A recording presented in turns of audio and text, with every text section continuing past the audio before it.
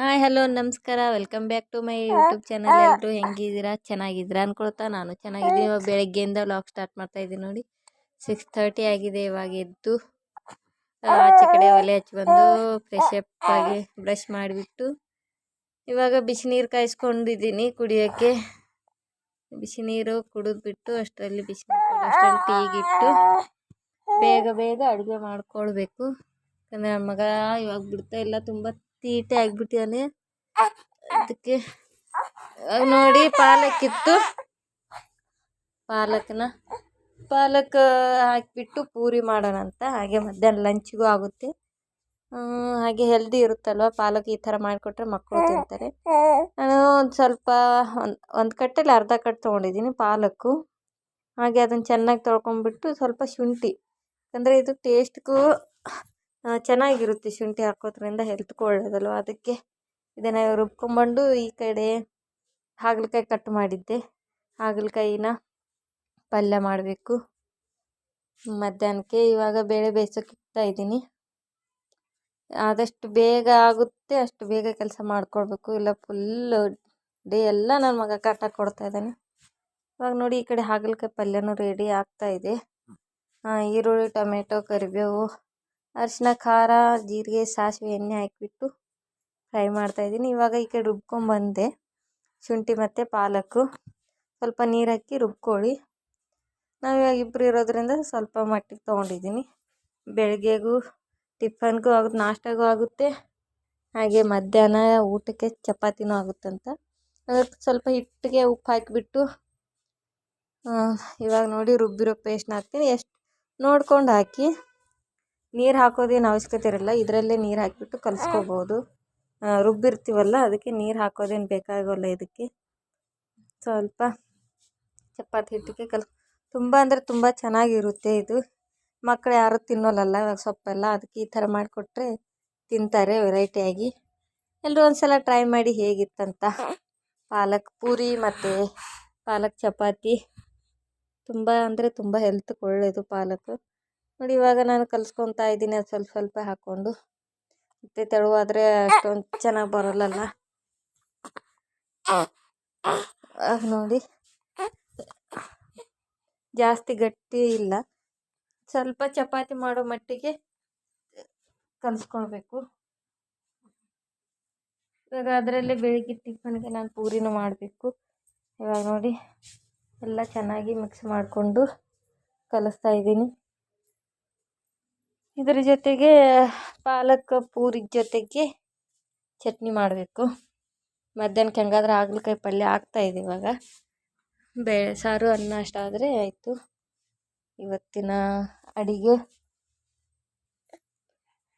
ಈ ಥರ ಕಲಿಸ್ಕೊಳ್ಬೇಕು ನೋಡಿ. ಈ ಥರ ಕಲಿಸ್ಕೊಂಡು ತುಂಬ ಅಂದರೆ ತುಂಬ ಟೇಸ್ಟಿ ಇರುತ್ತೆ. ಒಂದ್ಸಲ ಎಲ್ಲರೂ ಟ್ರೈ ಮಾಡಿ ನೋಡಿ, ಹೇಗಿತ್ತಂತ ಕಮೆಂಟ್ ಮಾಡಿ. ನೋಡಿ ಫ್ರೆಂಡ್ಸ್, ಇವಾಗ ಆಯಿತು.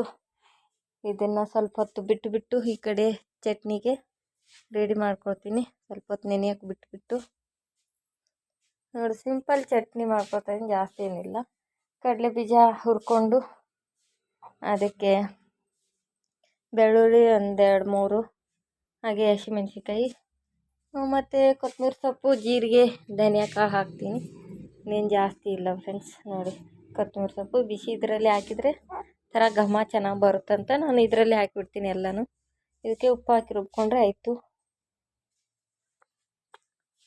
ಇವಾಗ ಎಳ್ಳು ಏನಕ್ಕಂದರೆ ಪೂರಿಗೆ ಎಳ್ಳು ಹಚ್ಚಿ ಪೂರಿ ಏನಕ್ಕಂದರೆ ತುಂಬ ಚೆನ್ನಾಗಿರುತ್ತೆ ಟೇಸ್ಟು. ಒಂಥರ ಬಾಯಲ್ಲಿ ಎಳ್ಳು ಸಿಕ್ಕಿದ್ರೆ ಚೆನ್ನಾಗಿ ಬರುತ್ತೆ.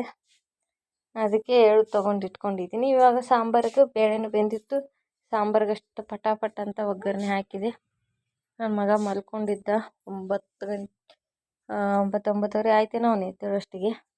ಅಷ್ಟರಲ್ಲೇ ಎಲ್ಲ ಕೆಲಸ ಮುಗಿಸ್ಕೊಂಡು, ಅದಕ್ಕೆ ನಾನು ಆವಾಗ ಬೆಳಿಗ್ಗೆನೇ ವಿಡಿಯೋ ಮಾಡಿಕೊಂಡು ಮಾತಾಡೋಕ್ಕಾಗಿಲ್ಲ.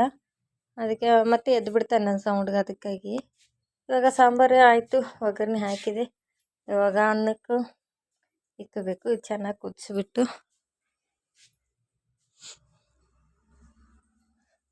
ನೋಡಿ ಫ್ರೆಂಡ್ಸ್, ಇವಾಗ ಸಾಂಬಾರು ರೆಡಿ ಆಯಿತು.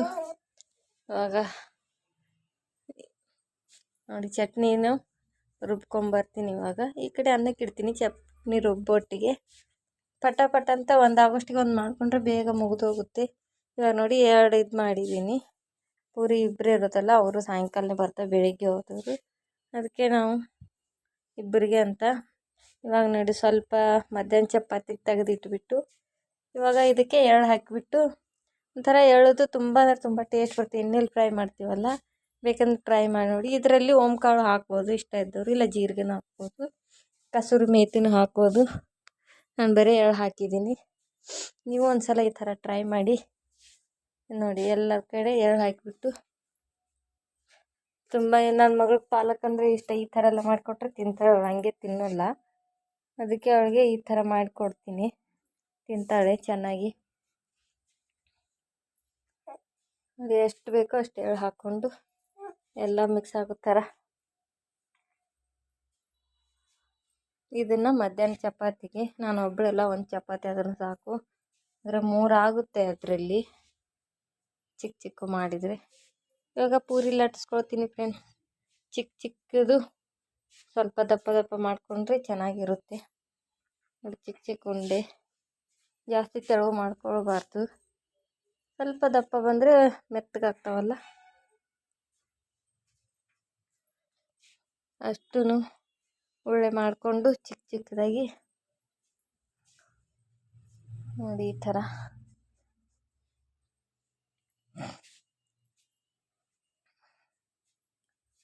ಇವಾಗ ಪಟ ಪಟ ಲಟ್ಟಿಸ್ಕೊಳ್ತೀನಿ.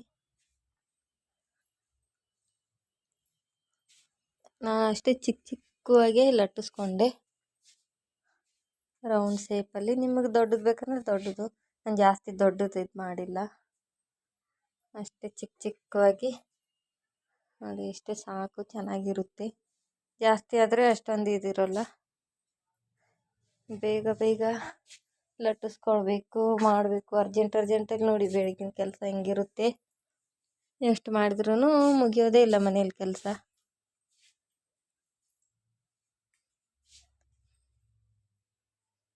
ನೋಡಿ ಇವಾಗ ಎಲ್ಲನೂ ಲಟ್ಟಿಸ್ಕೊಳ್ಬೇಕು.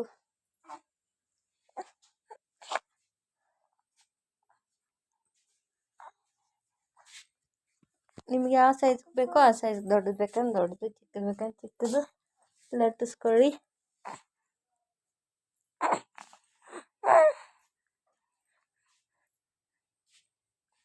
ಇವಾಗ ಆಚೆ ಕಡೆನೂ ಓಡಾಡಬೇಕು.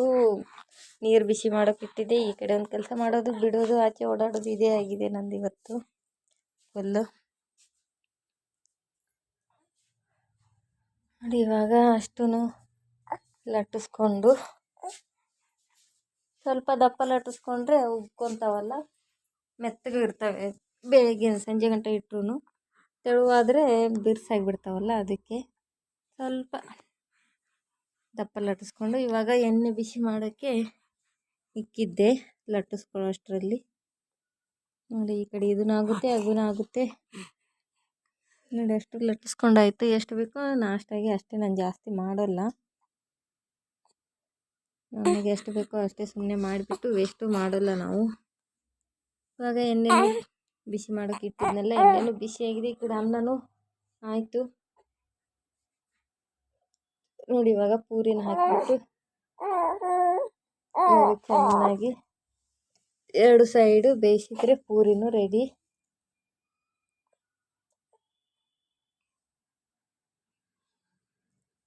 ಚೆನ್ನಾಗಿ ಬಂದಿತ್ತು, ತುಂಬ ಟೇಸ್ಟಿನೂ ಇತ್ತು.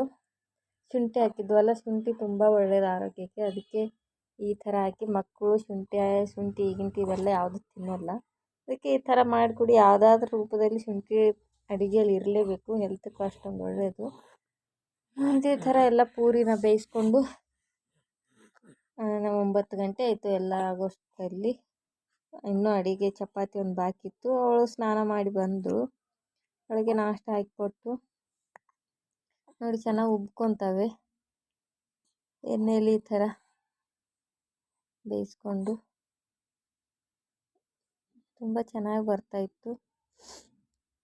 ನೋಡಿ ಎಷ್ಟು ಚೆನ್ನಾಗಿ ಉಬ್ತಾಯಿತ್ತು.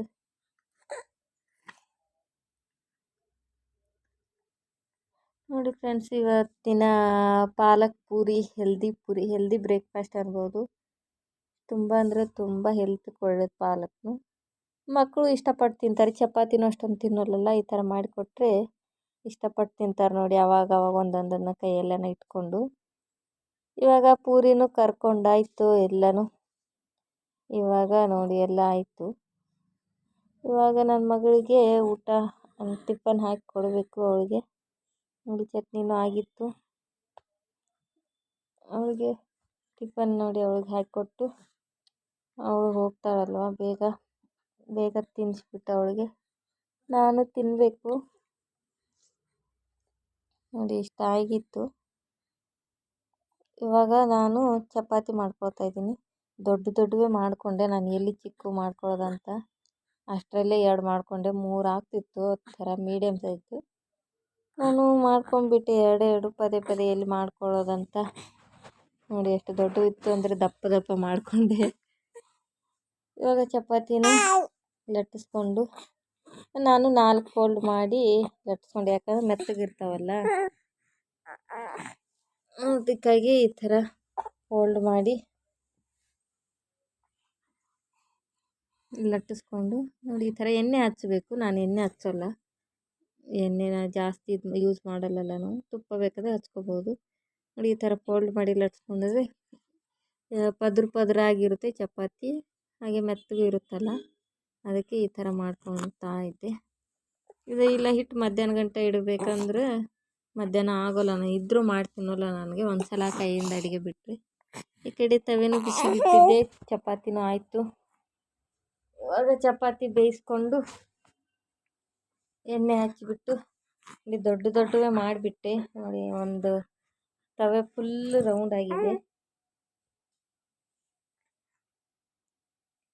2 ಸೈಡ್ ಚೆನ್ನಾಗಿ ಎಣ್ಣೆ ಹಚ್ಚಿಬಿಟ್ಟು ಇಲ್ಲ ತುಪ್ಪ ಹಚ್ಚಿಬಿಟ್ಟು ಮಾಡ್ಕೊಳ್ಳೋದು ಫ್ರೆಂಡ್ಸ್. ನೋಡಿ ಚಪಾತಿನೂ ಬೇಯಿಸ್ಕೊಂಡಾಯ್ತು. ಇನ್ನೇನಿದ್ರೂ ಇನ್ನು ಮಿಕ್ಕಿದ್ದು ಮೇಲಿನ ಕೆಲಸ ಅಷ್ಟೇ. ತುಂಬ ಅಂದರೆ ತುಂಬ ಚೆನ್ನಾಗಿ ಬರುತ್ತೆ, ಹೆಲ್ದಿನೂ. ನೀವು ಒಂದ್ಸಲ ಪಾಲಕ್ ಚಪಾತಿ ಹಾಗೆ ಪಾಲಕ್ ಪೂರಿನ ಟ್ರೈ ಮಾಡಿ. ಒಂದರಲ್ಲೇ 2 ಐಟಮ್ ಆಗುತ್ತೆ ನೋಡಿ. ಏನು ಮಾಡಲಿ ಅನ್ನೋರಿಗೆ ಈ ಥರ ಮಾಡಿಕೊಂಡು ತಿನ್ಬೋದು ನೋಡಿ ಫ್ರೆಂಡ್ಸ್. ಚಪಾತಿನೂ ಆಯಿತು.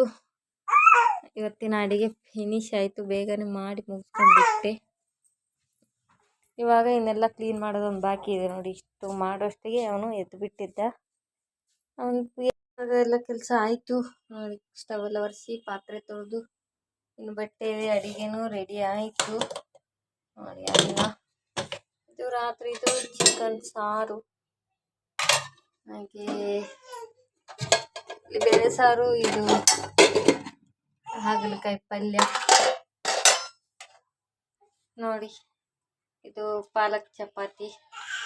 ಹೆಲ್ದಿ ಊಟ ಮನೆಯಲ್ಲೇ ತಿನ್ನಿ ಫ್ರೆಂಡ್ಸ್, ತುಂಬ ಚೆನ್ನಾಗಿರುತ್ತೆ ಪಾಲಕ್ದು.